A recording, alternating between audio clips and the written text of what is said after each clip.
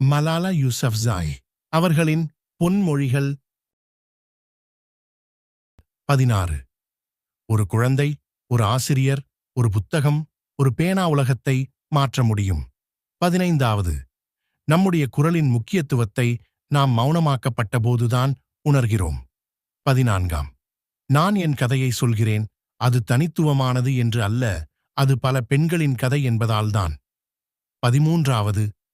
உலகம் முழுவதும் மௌனமாக இருக்கும்போது ஒரு குரலும் சக்தி வாய்ந்ததாக மாறுகிறது. 12. பயம் நம்மை தோற்கடிக்க அனுமதிக்க முடியாது, அப்படி செய்தால் நம் ஒருபோதும் சாதிக்க முடியாது. 11. என்னை சுடப்பட்ட பெண்ணாக நினைக்கப்பட விரும்பவில்லை, நான் கல்விக்காக போராடிய பெண்ணாக நினைக்கப்பட விரும்புகிறேன். 10. ஒரு மனிதன் எல்லாவற்றையும் அழித்துவிட முடிந்தால், ஒரு பெண் அதை மாற்ற முடியாது என்றால் அது ஏன்? 9.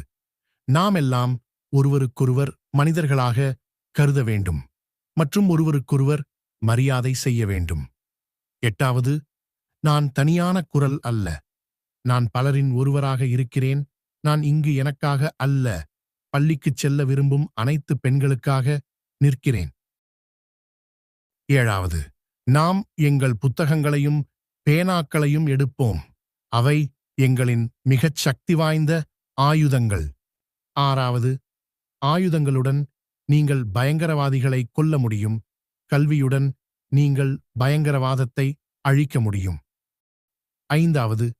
நம்மில் பாதி மக்கள் பின்னாடி தடுக்கும்போது நாம் எல்லோரும் வெற்றி பெற முடியாது. 4. என் குறிக்கோள் பிரபலமாக இருப்பதல்ல, என் குறிக்கோள் குரல் இல்லாதவர்களுக்காக குரலாக இருக்க வேண்டும் என்பதுதான். 3. ஒரு காலம் வரும், அதில் நீங்கள் மௌனமாக இருப்பதா அல்லது எழுந்து நிற்பதா என்று தேர்வு செய்ய வேண்டும். 2.